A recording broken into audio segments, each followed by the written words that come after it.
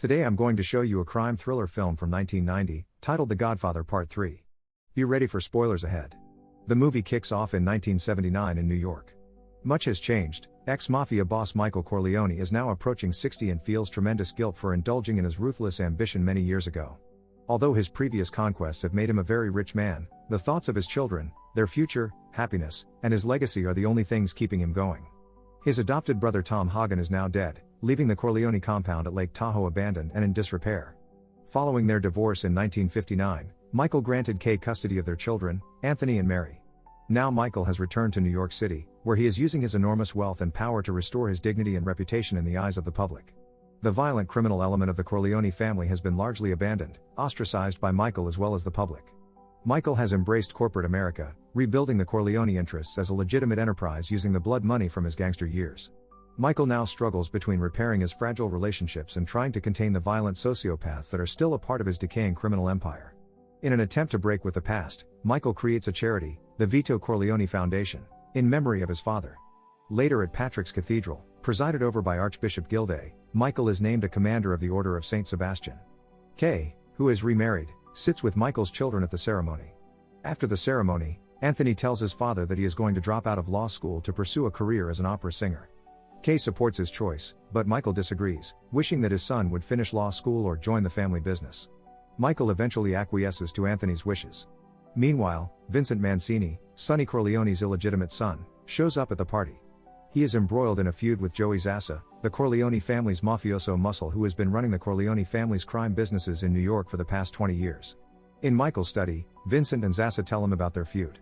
Vincent is accusing Zassa of being an out-of-control monster who mocks Michael behind his back. Michael makes it clear that he is not a gangster anymore and that whatever bad blood exists between Vincent and Zassa is none of his business and must be settled between only them. He asks the two men to make peace with one another. Zassa insults Vincent by whispering bastardo in his ear. Enraged, Vincent bites off part of Zassa's ear before he is escorted out. Impressed by Vincent's passionate loyalty to protect him, Michael agrees to take his nephew under his wing. That night, two men break into Vincent's apartment after Vincent has spent the night with a female journalist, whom he picked up at the party. Vincent brutally kills one in order to frighten the other into revealing Zassa as the man who sent them. Vincent then ruthlessly kills the second man. Later, in an attempt to garner respectability and wealth for the Corleone family through legitimate enterprise, Michael seeks to buy the Vatican's shares in Immobiliare, an international real estate holding company, of which 25% is controlled by the Vatican. With the help of his new lawyer Harrison, he negotiates the transfer of $600 million to the Vatican Bank with Archbishop Gilday, who has plunged the Holy See into tremendous debt through his poor management and corrupt dealings. While in Vatican City, Michael discovers that opposition to the deal stems from the extensive criminal history that has tarnished the Corleone name. Because of this and the failing health of Pope Paul VI, ratification of the deal will be far more complicated than he had anticipated.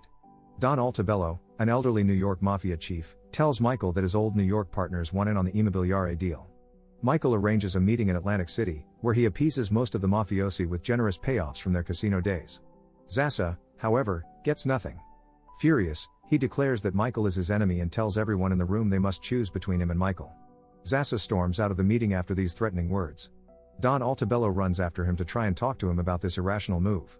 Minutes later, a helicopter hovers above the conference room and sprays a barrage of bullets through the ceiling windows. Almost everyone is killed, but Michael, Vincent, and Al Neri, Michael's long-term bodyguard and capo regime, manage to escape. Returning to his New York apartment, Michael contemplates his response to this hit, only to suffer a diabetic stroke and end up in the hospital. Though they are cousins, Vincent and Mary begin a romantic relationship. Unbeknownst to Michael, Vincent, with the urging of his Aunt Connie, plots revenge against Zassa and his bodyguards. Vincent and his accomplices kill Zassa's bodyguards, and Vincent, disguised as a mounted New York police officer, murders Zassa himself. Vincent insists to Michael that he got the go-ahead from Al Neri and from Connie, who has become deeply involved in family affairs.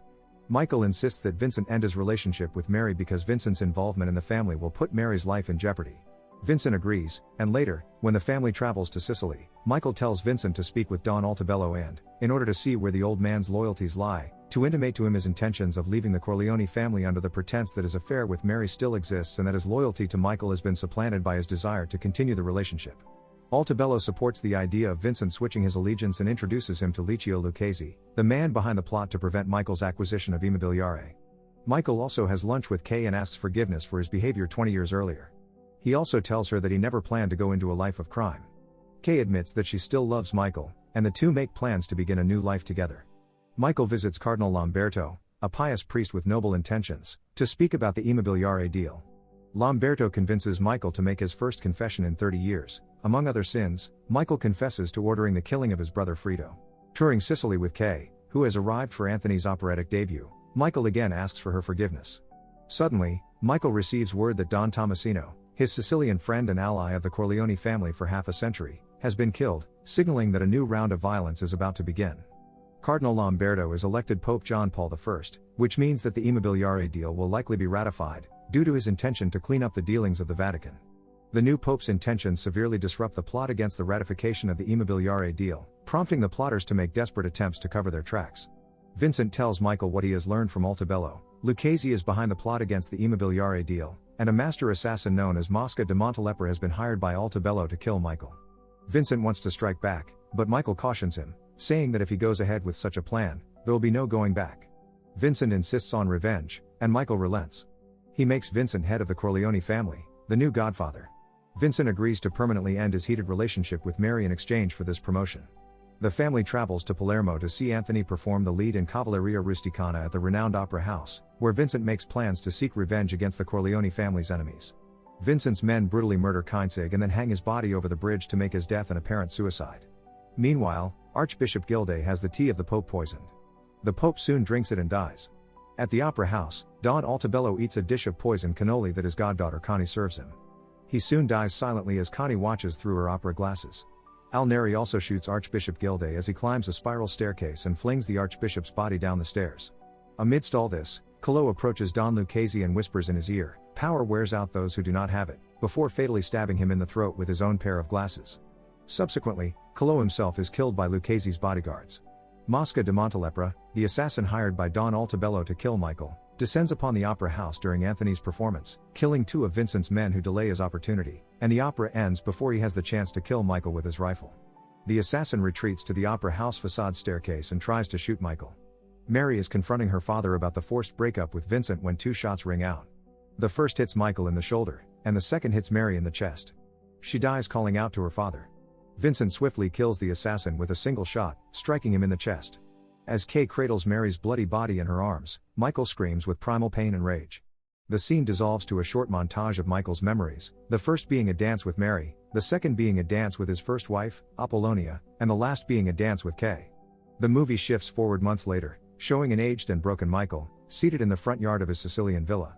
He slowly puts on a pair of sunglasses, drops an orange from his hand, and then slumps out of his chair and crashes to the ground. Completely alone, Michael gently passes away. A small dog sniffs around his body before the screen fades to black. Don't forget to like and subscribe for more videos like this.